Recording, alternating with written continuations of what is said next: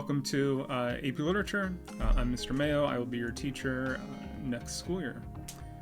I want to talk a little bit today about the summer reading assignment and expectations for it, that sort of thing. First thing I want to mention, though, is that not everyone who has signed up for the class is going to end up in the class. It's just kind of a numbers issue.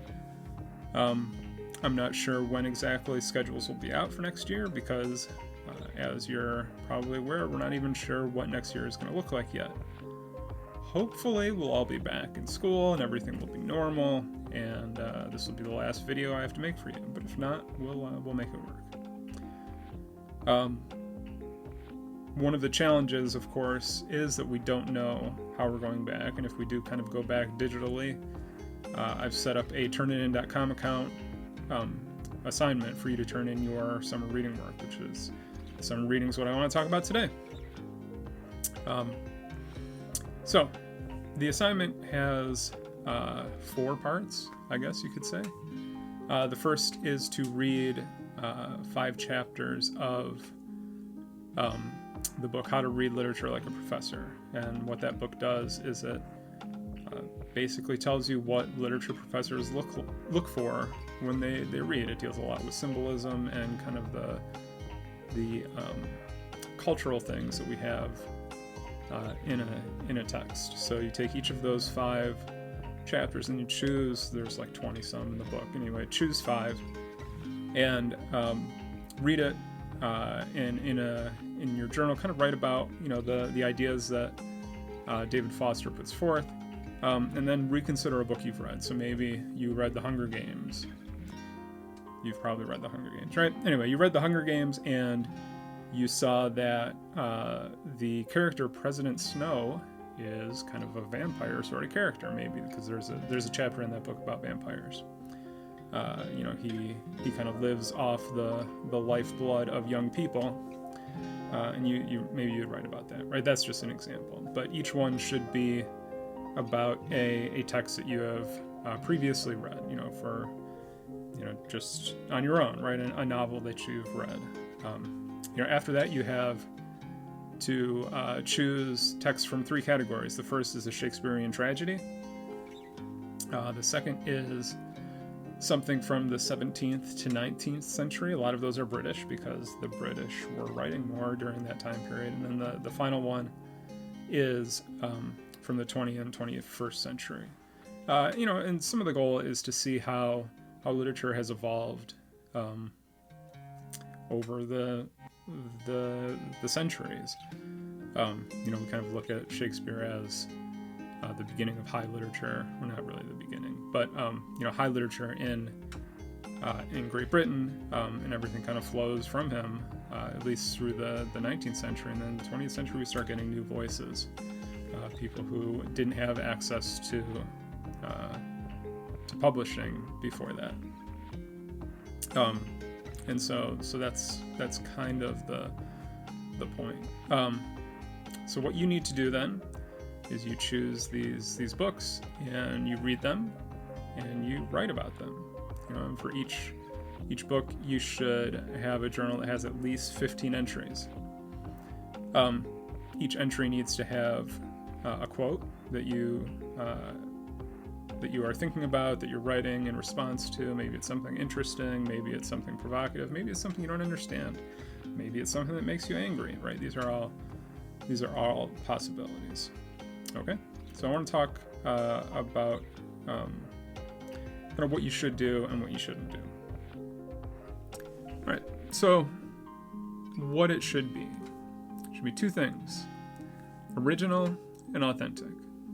So what do I mean by that? Original this is just your work. It comes from your mind. It's something that no one has ever done before. You are reading a book and you're responding to that book, right? And that's original because you are the only you. And there's no copying and pasting that. And second, it's authentic, right?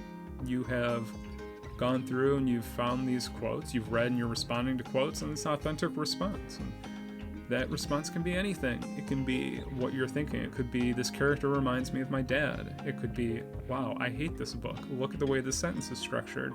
It's ridiculous. could be anything at all, right? All that's important is that it's real, original, authentic. You tell me something I don't know. I already know what the book says, right? I've read them. I know the plot. You don't need to tell me what the plot is. I even know what SparkNotes says. I've seen it before. People have tried to pass off SparkNotes as their own work. You can't really do that. It's not interesting to me. I don't care what SparkNotes says. I want to know what you say. That's all that matters. So think of it this way. What is your goal here in these 15 journal entries for each text? So that you tell me something I don't know. So what shouldn't it be? It shouldn't be a SparkNotes analysis. It shouldn't be the kind of thing you go on SparkNotes and you find. It shouldn't be you went into Schmoop and looked at Julius Caesar quotes and pulled out those quotes and then responded to those quotes. You need to be reading chronologically, and when something jumps out at you that makes you think, that's what you respond to. It's not what SparkNotes or someone like that says. I'll give you an example. Okay, so Pride and Prejudice is a really good book. I highly recommend it. If you were to go on SparkNotes and look for quotes from Pride and Prejudice, the first one I'm sure that will come up is the first sentence. It is a truth universally acknowledged that a single man in possession of a good fortune must be in want of a wife. And it is a good first sentence. It's one of the most famous first sentences in all of literature. And there's a lot to think about there. This idea that a single man in possession of a good fortune must be in want of a wife, right? And so all of the cultural implications of that. But it's not what the book is about. In fact, I think that the second sentence is more important. However little known the feelings or views of such a man may be on his first entering a neighborhood, the truth is so well fixed in the minds of the surrounding families that he's considered as the rightful property of some one or other of their daughters.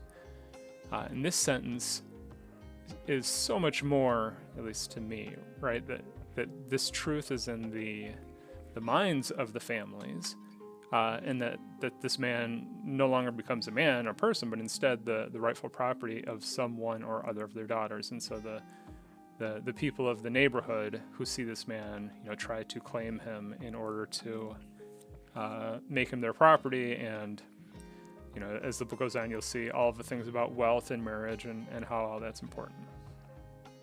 Anyway, if you just look at SparkNotes, you only see the first sentence. I think the second sentence is more important, and it's more meaningful, and it's certainly more important for the book. So find your own sentences, find your own quotes on your own. Don't just go to SparkNotes. So it's really all very simple. You need to actually read the books. You need to actually respond to them.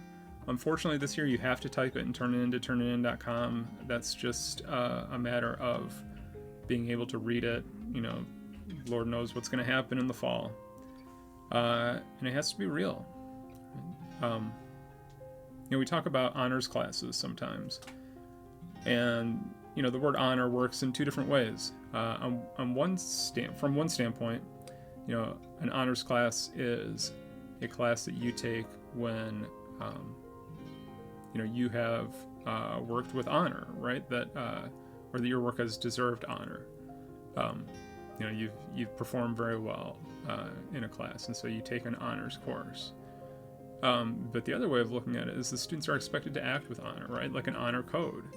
And that means, the work that you sign your name to, the work that you say is yours, is actually yours, that you're acting with integrity.